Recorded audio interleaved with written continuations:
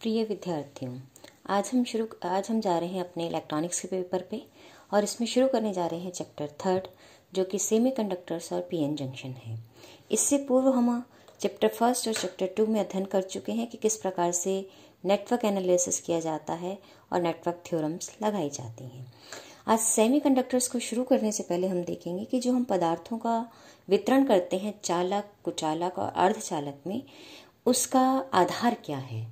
तो उसके मूलभूत आधार में जब हम जाते हैं तो सबसे पहला उसका आधार है कि ऊर्जा बैंड संरचना क्या है। अब ठोसों की ऊर्जा बैंड संरचना के सबसे पहले हम समझें कि ऊर्जा बैंड बनते क्यों हैं। तो हम यहाँ पे सबसे पहले एक एटम का मैं दिखा रही हूँ कि दूरी के साथ ऊर्जा में जब परिवर्तन होता है तो हम बैंड किस तरह से दिखाते हैं।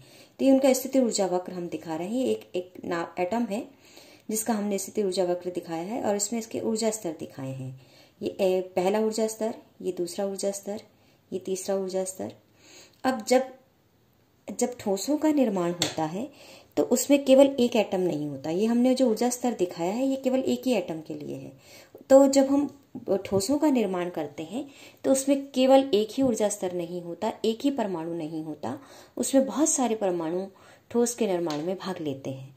तो जब ये ठोस के परमाणु अनुन्य क्रिया करते हैं तो उस अनुन्य क्रिया के फलस्वरूप जो एक बैंड है, एक जो ऊर्जा स्तर है, वो बहुत सारे ऊर्जा स्तरों में बढ़ता है और जिसकी वजह से किसका निर्माण होता है, बैंड संरचना का निर्माण होता है।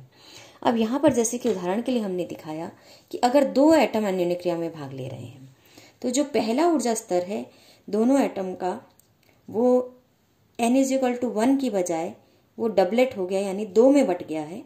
इसी तरह जो 2 था वो 2 वाला स्तर में जो 2 ऊर्जा स्तर थे वो कितने बदल गए, 4 में। जो 3 ऊर्जा स्तर थे वो 6 में। इस तरह से जब 2 परमाणु ने भाग लिया तो ऊर्जा स्तर डबल हो गए। जब n परमाणु भाग लेंगे तो आप सोच सकते हैं एक ऊर्जा स्तर n ऊर्जा स्तरों में बटेगा तो वो एक ऊर्जा स्तर का रूप हमें नहीं दिखेगा, वो किसका रूप ले लेगा, एक बैंड संरचना का रूप ले लेगा। तो अन्योन्य क्रिया की वजह से एटम्स के परस्पर जब वो ठोसों का निर्माण करते हैं तो एक ऊर्जा स्तर किसका रूप ले लेता है, बैंड का रूप ले लेता है।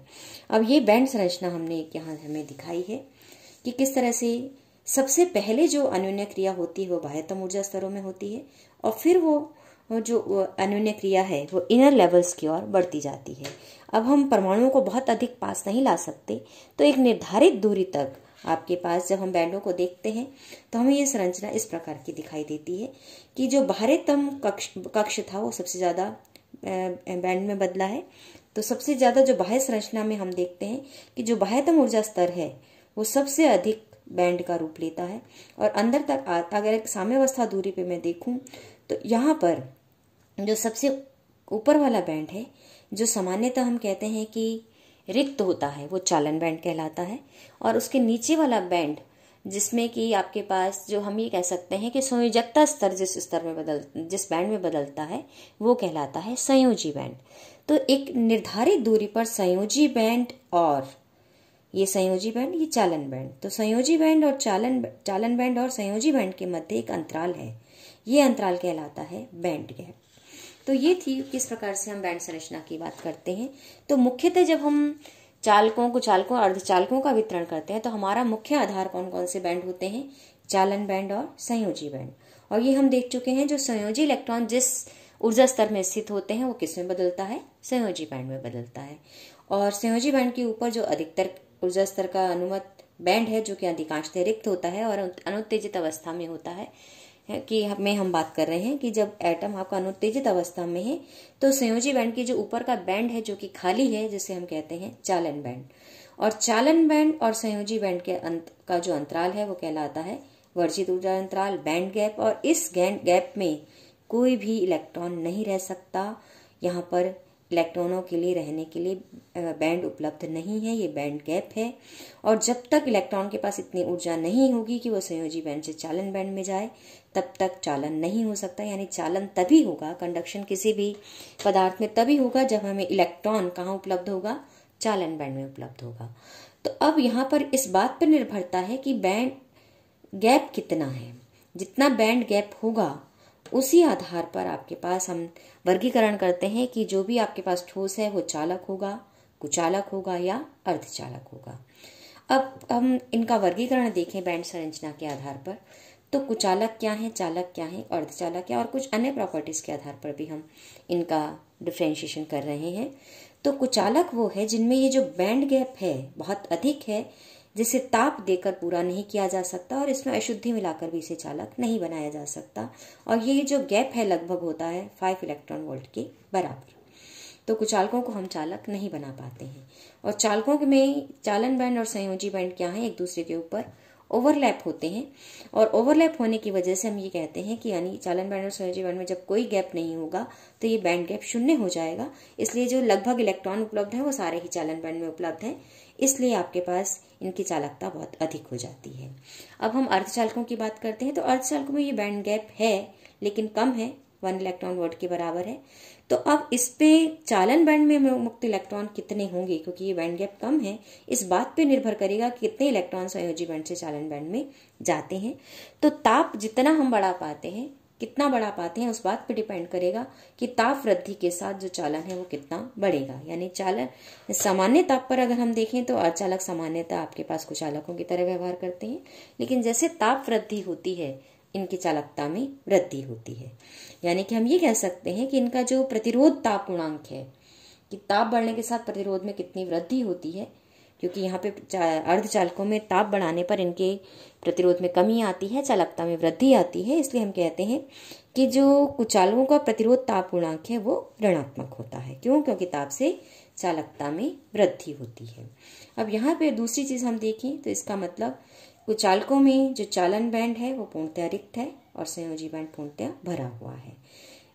और जो चालक हैं उनके लिए दोनों परस्पर, हमने पहले ही कह दिया कि ओवरलैप होते हैं, और अर्धचालकों में इनमें थोड़ा सा अंतराल होता है, और मुक्त इलेक्ट्रॉन इस बात पे निर्भर करते हैं कि ताप वृद्धि कितनी की गई है। अब यहाँ पर हम ये बात और ध्यान दें कि जब इलेक्ट्रॉन संयोजी बैंड से चालन बैंड में जाता है अर्धचालकों में, तो यहाँ वो अपना एक रिक्त स्थान छोड़ जाता है। यहाँ पर जो इलेक्ट्रॉन था, जो कि यहाँ से वो चला जाता है, जब इलेक्ट्रॉन आपके पास, अगर हम यहाँ बात करें तो ये आपका था, ये संयोजी बैंड था, ये चालन बैंड था ऊपर। अब इलेक्ट्रॉन क्या किया, यहाँ से इलेक्ट्रॉन कूदा और यहाँ चला गया। जब इलेक्ट्रॉन यहाँ चला गया तो हम एक चालन बैंड में चला गया, तो यहाँ मुझे एक होल, एक खाली जगह दिखती है, और इस खाली जगह को मैं क्या नाम देती हूँ, होल। यानी कि होल क्या चीज है, होल वो स्थान है जहाँ पर कि इलेक्ट्रॉन अपना स्थान ग्रहण कर सकता है लेकिन वो वहां पर उपस्थित नहीं है, यानी वैकेंट साइट फॉर इलेक्ट्रॉन, यानी इलेक्ट्रॉन के लिए रिक्त स्थान उपलब्ध है जिसमें इलेक्ट्रॉन आके बैठ सकता है, वो क्या कहलाता है, होल कहलाता है। Vacant site for electron is called hole. अब यहाँ पर हम देखते हैं कि अब चालकता की बात करें तो जो चालकता है वो ठोसों की आपके पास बहुत कम होती है, 10⁻12 से 10⁻18 मोहस पर मीटर होती है। चालकों की 10 बहुत ज़्यादा है, तो 10⁻6 से 10⁸ मोहस पर मीटर होती है, और चालकों की इन दोनों के मध्य है, तो 10⁻7 से 10⁻1 मोहस पर मीटर के मध्य होती है। जब चालकता इसकी कम है, कुचालकों की प्रतिरोधकता अधिक होगी उसी अनुपात में, यानी कि रिवर्स कर दें तो 10⁻12 से 10⁻18 ओम इंटू मीटर के बराबर होती है। और यहाँ अगर हम देखें तो जो आपके पास चालकों की होगी वो प्रतिरोधकता कम हो जाएगी, और 10⁻8 से 10⁻6 तक हो जाएगी, और अर्धचालकों की जो प्रतिरोधकता है वो इन दोनों के मध्य यानी -1 से 10⁻7 ओम इंटू मीटर के बराबर होती है। और कुचालकों में हम कितना ही ताप बढ़ा लें, आपके पास बहुत कम न्यून मात्रा में, हम कह सकते हैं अत्यल्प, नगण्य जिसको हम मान सकते हैं, उतनी चालकता में वृद्धि होती है। इसलिए तो भी हम कहते हैं कि इनका प्रतिरोध ताप गुणांक कैसा होगा, ऋणात्मक होगा, क्योंकि आपके पास ताप बढ़ाने से चालकता में वृद्धि अब बहुत कम हो रही है। अब चालकों में, क्योंकि चालकों में अपोजिट है, क्योंकि ताप बढ़ाते हैं तो चालकता में कमी आती है। क्यों? क्योंकि जो आपके पास इलेक्ट्रॉन हैं वो पहले से ही चालन बैंड में उपलब्ध है, और जब उनको ताप देते हैं तो उनकी परस्पर टकरें बढ़ने लगती हैं, और उन टकरों बढ़ने की वजह से आपके पास जो प्रतिरोध है वो बढ़ जाता है, चालकता में कमी आती है। इसलिए इसका प्रतिरोध ताप गुणांक क्या है, धनात्मक है। प्रतिरोध ताप गुणांक का मतलब कि ताप के साथ प्रतिरोध में वृद्धि हो रही है या धनात्मक, वृद्धि हो रही है तो धनात्मक है, कमी आ रही है तो ऋणात्मक है। तो ये था आपके पास हम किस प्रकार से चालकता, प्रतिरोधकता बताते हैं चालकों को, चालकों और अर्धचालकों की प्रतिरोध का तापकण उड़ाते हैं और ये बताते हैं कि किस प्रकार से बैंड गैप के आधार पर हम चालकों को चालकों और अर्धचालकों का वर्गीकरण करते हैं। तो हमने ये देख लिया कि कुछ चालक वो हैं जिनमें बैंड गैप बहुत अधिक है, चालन बैंड पूर्णतः रिक्त है। चालक वो हैं जिनमें कि चालन बैंड संयोजी बैंड अतिव्यापित हैं, बैंड गैप नहीं है। अर्धचालक वो स्थिति है इन दोनों के बीच की जहां पर कि थोड़ा सा बैंड गैप होता है, जिसे ताप देकर हम चालक इन्हें हम बना सकते हैं। तो ये था हम किस प्रकार से ठोसों का वर्गीकरण करते हैं इनकी बैंड संरचना के आधार पर। अब इलेक्ट्रॉनिक उपकरण, हम जो यहाँ बात कर रहे हैं इलेक्ट्रॉनिक्स की, तो इलेक्ट्रॉनिक उपकरणों को बनाने के लिए जो महत्वपूर्ण हमारा पदार्थ है वो है अर्धचालक। अब अर्धचालकों की संयोजकता जनरली हम इसमें क्या लेते हैं, जर्मेनियम और सिलिकॉन लेते हैं अर्धचालकों के रूप में। जर्मेनियम का परमाणु क्रमांक 32 है, सिलिकॉन का 14 है और इनका इलेक्ट्रॉनिक स्ट्रक्चर 32 है, इसलिए 2 8 18 4 हो जाएगा और सिलिकॉन का 2 8 4 हो जाएगा। तो बाह्यतम कक्षा में इनके कितने इलेक्ट्रॉन हैं, 4 इलेक्ट्रॉन हैं दोनों के ही। अब यहाँ पर हम ये सामान्यतः जब हम अर्धचालकों का वर्गीकरण करते हैं तो अर्धचालक कितने प्रकार के होते हैं, 2 प्रकार के होते हैं, नैज और अपद्रवी। नैज अर्धचालक वो हैं जिन्हें हम ताप बढ़ाकर चालक बनाते हैं। ताप वृद्धि से क्या बन जाते हैं, अर्धचालक से चालक बन जाते हैं। और अपद्रवी अर्धचालक वो हैं जिनमें हम अशुद्धि मिलाते हैं। और अशुद्धि कितने प्रकार की मिलाते हैं, या तो हम तृतीय समूह की अशुद्धि मिलाएंगे या हम पंचम समूह की अशुद्धि मिलाएंगे। क्यों, क्योंकि ये खुद चतुर्थ समूह में है। तो अगर हम तृतीय समूह की अशुद्धि मिलाते हैं, जैसे बेरियम है, इंडियम है, गैलियम है, तो जो अर्धचालक बनता है वो कहलाता है पी टाइप का अर्धचालक। और अगर हम पंचम समूह की अशुद्धि मिलाते हैं, जैसे फास्फोरस है, आर्सेनिक है, एंटीमनी है, तो ये बनता है एन प्रकार का अर्धचालक। यानी अपद्रव्य अर्धचालक 2 प्रकार के हो गए, पी प्रकार और एन प्रकार के। अब यहाँ पर इसमें जो पी प्रकार की हम बात करते हैं, तो इसमें चूंकि तृतीय समूह की हमने अशुद्धि मिलाई है और जर्मेनियम और सिलिकॉन की संयोजकता कितनी है, 4 है, तो चारों में हमने अगर तृतीय समूह की अशुद्धि मिलाई तो यहाँ पर आपके पास 3 तो इससे संयोजी बैंड बन जाएगा। अगर हमने यहाँ फास्फोरस मिलाया, यहाँ भी इधर जर्मेनियम है, इधर भी जर्मेनियम है, तो 3 तो बन गए, लेकिन चौथा जो यहाँ पे जर्मेनियम था उसका ये बैंड क्या रह जाएगा, एक इलेक्ट्रॉन की जगह खाली रह जाएगी। और खाली रह जाएगी तो जितनी ज्यादा हम अशुद्धि मिलाएंगे उसी अनुपात में ही आपका पी प्रकार क्या बनेगा, अर्धचालक बनेगा। तो इसमें जो होल हैं, जो कि इलेक्ट्रॉन की रिक्त जगह है, जैसे हम बता चुके हैं, तो होल बहुसंख्यक वाहक हो जाते हैं पी प्रकार में और इलेक्ट्रॉन अल्पसंख्यक वाहक हो जाते हैं। जबकि जब हम पंचम अशुद्ध के समूह की अशुद्धि मिलाते हैं, तो जैसे यही मैं दिखा देती हूँ, जैसे पंचम समूह की अशुद्धि मैंने फास्फोरस मिलाई तो चारों तरफ से आपके पास, सॉरी यहाँ हम बेरियम कर देते हैं, ये बेरियम की अशुद्धि हमने मिलाई तो ये स्थिति है। और पंचम समूह की हमने अशुद्धि मिलाई तो यहाँ पर चारों तरफ जर्मेनियम में स्थान ग्रहण कर लिया है, लेकिन एक इसका जो संयोजकता है वो खाली है, तो यहाँ पर इलेक्ट्रॉन एक्स्ट्रा है इसके पास। तो यहाँ पर जितनी भी अशुद्धि हम पंचम समूह की ज्यादा मिलाएंगे उतना आपके पास इलेक्ट्रॉन अलग रिक्त अवेलेबल हो जाएंगे। तो यहाँ पर एन प्रकार में इलेक्ट्रॉन बहुसंख्यक हो जाते हैं और होल अल्पसंख्यक होते हैं। क्यों, क्योंकि कुछ मात्रा में तापीय रूप से भी इलेक्ट्रॉन होल युग्म यहाँ उपस्थित होते हैं अपद्रव्य अर्धचालकों में। तो हमने ये देख लिया कि पी प्रकार बनाने के लिए हम बेरियम की जब अशुद्धि मिलाते हैं, यानी तृतीय समूह की अशुद्धि, जैसे बेरियम हमने मिलाया तो होल बहुसंख्यक हो जाते हैं। और एन प्रकार में जब हम पंचम समूह की अशुद्धि जैसे फास्फोरस मिलाते हैं तो इलेक्ट्रॉन बहुसंख्यक वाहक हो जाते हैं, जिनसे चालन होता है। अब हम नैज अर्धचालकों में देखें तो चूंकि हम ताप दे के अर्धचालक बनाते हैं, तो जैसे ही हम ताप देते हैं तो जो इलेक्ट्रॉन है वो संयोजी बैंड से कहाँ जाता है, चालन बैंड में जाता है।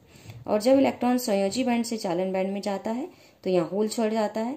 तो यानी जितना इलेक्ट्रॉन ऊपर हमें मिलेंगे उतने ही होल हमें कहाँ मिलेंगे, संयोजी बैंड में मिलेंगे। इसलिए हम ये कहते हैं कि तापीय संतुलन में इलेक्ट्रॉन होल पेयर जो जनरेट होते हैं वो इस तरह से होते हैं कि इलेक्ट्रॉन डेंसिटी किसके बराबर हो जाती है, होल डेंसिटी के बराबर हो जाती है। या फिर मैं इसको लिख सकती हूँ कि Ni का स्क्वायर बराबर Ni इंटू Pi, और ये कहलाता है द्रव्य अनुपाती क्रिया का नियम, लॉ ऑफ मास एक्शन, जिसको हम आगे यूज करेंगे। और ये भी एक बहुत इंपॉर्टेंट रिजल्ट है कि आपके पास जब तापीय संतुलन में नैज अर्धचालक होता है तब उसमें जितने इलेक्ट्रॉन डेंसिटी होती है, नंबर डेंसिटी, उतनी ही होल डेंसिटी होती है। यानी एक पेयर जनरेट होता है, इलेक्ट्रॉन होल पेयर जनरेशन होता है। और कौन सा नियम लागू होता है, द्रव्य अनुपाती क्रिया का नियम लागू होता है। अब एक बात हम यहाँ ध्यान रखें कि जब हम कम ताप पे बात करते हैं, जो कक्ष ताप है, तो कक्षीय ताप पर यानी लगभग 300 डिग्री केल्विन पर आपके पास जर्मेनियम के प्रति 10⁻10 परमाणु में एक इलेक्ट्रॉन होल युग्म बनता है। किस स्थिति में? नैज अर्धचालकों में। तो यहाँ पर हम देख सकते हैं कि 10⁻10 में एक इलेक्ट्रॉन होल युग्म यानी कि आपके पास जो चालकता है वो बहुत कम है, और ताप बढ़ाने से इसकी चालकता में चरघातांकी रूप से वृद्धि हो जाती है, और प्रति 10 डिग्री सेल्सियस पर ताप वृद्धि से धारा लगभग दुगनी हो जाती है नैज अर्धचालकों में। तो हम ये कह सकते हैं कि जो धारा है वो ताप के साथ चरघातांकी रूप से बढ़ रही है। यहाँ धारा लें, हम यहाँ ताप लें, तो ये चरघातांकी इसमें वृद्धि होती है और बहुत तेजी से यहाँ धारा बढ़ जाती है ताप बढ़ने से, तो इसको कंट्रोल करना मुश्किल हो जाता है हमारे लिए। तो इसलिए हम ये कहते हैं कि अर्धचालक युक्तियों के लिए नैज चालन अपेक्षित नहीं है, यानी नैज अर्धचालकों का उपयोग हम नहीं करते हैं इलेक्ट्रॉनिक युक्तियां बनाने में। हम किसका उपयोग करते हैं इलेक्ट्रॉनिक युक्तियां बनाने में? अपद्रव्य अर्धचालकों का, पीएन युक्तियों, पी और एन टाइप का हम उपयोग करके पीएन संधियां बनाते हैं या ट्रांजिस्टर बनाते हैं, और उनका उपयोग हम करते हैं अपनी इलेक्ट्रॉनिक युक्तियां बनाने के लिए। तो यहाँ हम नैज अर्धचालकों की जब हम बात करते हैं, तो नैज अर्धचालकों में हम, या नैज अर्धचालकों में भी कहें, या फिर हम ये कहें कि चूंकि अपद्रव्य अर्धचालकों में भी नैज अर्धचालन रहता है, इसलिए इन अर्धचालक युक्तियों का भी ताप हम एक निश्चित ताप से अधिक ताप पर नहीं बढ़ा सकते हैं, क्योंकि नैज अर्धचालन के कारण आपके पास धारा के मान में वृद्धि होगी, जो कि इसका जो हमने डिजाइन किया है उसके हमारे अपेक्षित जो धारा है उसको ये, उसका जो मान है उसको ये बिगाड़ देगी। इसलिए हम ये कहते हैं कि आपके पास इन अपद्रव्य अर्धचालकों का भी ताप एक निश्चित ताप से अधिक हम नहीं बढ़ा सकते हैं। तो इसलिए हम ये कहते हैं कि आपके पास जिस निश्चित सीमा तक हम इनका ताप बढ़ा सकते हैं, डायोड के संदर्भ में जैसे मैं बात करूं, तो उसका अधिकतम सीमा तक जहां तक हम ताप बढ़ा सकते हैं वो कहलाता है उसका ऑपरेटिंग टेम्परेचर, प्रचालन ताप। ये अधिकतम प्रचालन ताप सिलिकॉन के लिए 180 डिग्री सेल्सियस है और जर्मेनियम के लिए 85 डिग्री सेल्सियस के आसपास है। ये हमें ध्यान रखना है। तो इससे बहुत अधिक ताप इन युक्तियों का, इलेक्ट्रॉनिक युक्तियों का हम नहीं बढ़ा सकते हैं, क्योंकि नैज चालन बहुत तेजी से बढ़ेगा। अब यहाँ पर हम ये देखते हैं कि पी और एन संधि को, पी और एन टाइप सेमीकंडक्टर को मिलाने पर किसका निर्माण होता है? पीएन संधि का निर्माण होता है। अब ये पीएन संधि के जब हम ये कोई बाइसिंग हमने नहीं की है, तो हम जानते हैं कि यहाँ पर आपके पास चूंकि हमने डोपिंग कर रखी है। अब एक बात ध्यान रखनी है हमें कि डोपिंग किस प्रकार की है। अगर अशुद्धि, डोपिंग का मतलब कि अशुद्धि कितनी मिलाई गई है, यानी अर्धचालक में जब नैज अर्धचालक में हम अशुद्धि मिला के उन्हें पी टाइप या एन टाइप का अर्धचालक बनाते हैं तो वो कहलाती है डोपिंग। अगर डोपिंग ज्यादा है तो हम उससे हम पी प्लस या पी प्लस प्लस से दिखाते हैं, यानी हैवी डोपिंग है। और हैवी डोपिंग हम मानते किससे हैं कि 10⁻17 से 10⁻18 परमाणु मिलाए गए हैं प्रति सेंटीमीटर क्यूब, और अल्प डोपिंग किसे कहते हैं? 10⁻14 से 10⁻16 परमाणु प्रति सेंटीमीटर क्यूब हो तो वो अल्प डोपिंग होती है। अब यहाँ पर हम ये देखते हैं कि जब कोई हमने इन पे बाइसिंग नहीं लगाई है, कोई बैटरी बाहर से नहीं जोड़ी है, तो यहाँ पर क्या होता है कि यहाँ होलों की सांद्रता अधिक है, यहाँ होलों की सांद्रता कम है, यहाँ इलेक्ट्रॉनों की सांद्रता अधिक है, यहाँ इलेक्ट्रॉनों की सांद्रता कम है। तो सांद्रता के अंतर के कारण यहाँ एक बल लगता है, और उस बल की वजह से होल चलते हैं पी से एन की ओर और इलेक्ट्रॉन चलते हैं एन से पी की ओर। तो ये बात हमें ध्यान रखनी है कि यहाँ ट्रांसपोर्ट फिनोमिना हो रहा है ड्यू टू कंसंट्रेशन ग्रेडियंट। आपके पास सांद्रता की प्रवणता के कारण यहाँ पर एक ट्रांसपोर्ट फिनोमिना होता है जिसे हम कहते हैं डिफ्यूजन, और उस डिफ्यूजन की वजह से आपके पास होल जाते हैं पी से एन की ओर और इलेक्ट्रॉन आते हैं एन से पी की ओर। अब यहाँ पर मध्य भाग में, ये दोनों के संधि भाग में इलेक्ट्रॉन और होल मिलकर एक दूसरे को उदासीन कर देते हैं। तो यानी कि इसका मतलब यहाँ की तरफ जो जर्मेनियम या सिलिकॉन, जो भी जिसका पदार्थ का भी हमने ये, जिसमें भी हमने डोपिंग की है, तो मान लीजिए जैसे हमने जर्मेनियम में की है, तो जर्मेनियम की जो यहाँ मॉलिक्यूल्स उपस्थित थे, जो एटम्स उपस्थित थे जर्मेनियम के, उन जर्मेनियम के एटम्स ने क्या किया? इलेक्ट्रॉनों को ग्रहण कर लिया। तो संधि पर जब ये उदासीन होते हैं तो ये क्या बन जाते हैं? उसके जर्मेनियम के जो एटम्स है वो आयन बन जाते हैं, ऋण आयन। इसी तरह हम ये कह सकते हैं कि जब आपके पास यहाँ जर्मेनियम के जो एटम थे, जब ये होल इधर आते हैं, यानी ये इलेक्ट्रॉन इन्होंने अपने छोड़ दिया, तो ये क्या बन जाते हैं? धन आयन। तो बैटरी के, आपके पास बैटरी नहीं लगाई तब भी हम ये देखते हैं कि इस ट्रांसपोर्ट फिनोमिना के कारण आपके पास इस संधि पर आयनों की परत बन जाती है, पी की तरफ ऋण आयनों की परत और एन की तरफ धन आयनों की परत। और ये जो परत बनती है, तो एक तरह से ये नेगेटिव हो गया है और ये क्या बन गया है, पॉजिटिव टर्मिनल हो गया है। तो ये एक बैटरी की तरह व्यवहार करता है, इसलिए हम इसे क्षेत्र को, यहाँ पर जो कि इलेक्ट्रॉन और होल मिलकर उदासीन हो चुके हैं लेकिन आयन यहाँ उपस्थित हैं, तो इस क्षेत्र को हम कहते हैं आपके पास विभव, रोधिका, रुकावट क्षेत्र, अवशेष क्षेत्र, छद्म बैटरी, ये सारे इसी के ही नाम हैं। अब जब हम बाइसिंग करते हैं तो बाइसिंग करने पर आप अच्छे से जानते हैं कि पी को हम पॉजिटिव टर्मिनल से जोड़ते हैं बैटरी के, एन को नेगेटिव टर्मिनल से जोड़ते हैं। तो जैसे ही हम इसको जोड़ते हैं तो धारा का प्रवाह शुरू हो जाता है, क्योंकि यहाँ पर होलों पर इस तरफ बल लगता है और इलेक्ट्रॉनों पर ये पॉजिटिव बैटरी से खींचती है, पॉजिटिव टर्मिनल इसे खींचता है। तो आपके पास ये बैरियर जो है वो क्या हो जाता है, कम हो जाता है और धारा हमें मिलती है। ये हमने पढ़ा है कि किस तरह से हम जब स्टडी करते हैं ट्रांजिस्टर के डायोड के अभिलाक्षणिकों की, तो उसके लिए हम बनाते हैं ये डायोड का सिंबल एक ट्राइंगल है और उसके आगे हमने ये लाइन खींची है। तो जो लाइन है वो एन है और जो ट्राइंगल का दूसरा सिरा है वो है पी। तो ये पी एन आपके पास, हम ये संधि डायोड को दिखाने का हमारा एक सिंबल है।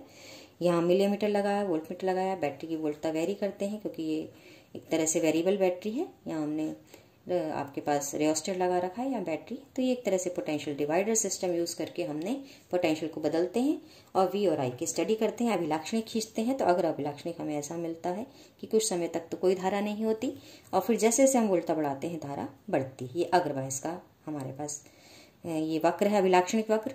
आई धारा किसमें मिलती है, अग्रवाइस में, मिली एम्पियर में। अब यहाँ पर हम क्या करते हैं, जब पक्ष बायस लगाते हैं तो पी को नेगेटिव टर्मिनल से जोड़ते हैं और एन को पॉजिटिव टर्मिनल से जोड़ते हैं। तो रिवर्स इफेक्ट के कारण यहाँ पर इलेक्ट्रॉन इस तरफ एकत्रित होने लगते हैं और होल इस सिरे की ओर जाने लगते हैं। तो आपके पास जो ये बायस क्षेत्र था, अवशेष क्षेत्र था, डिप्लीशन रीजन था, इसकी चौड़ाई बढ़ जाती है।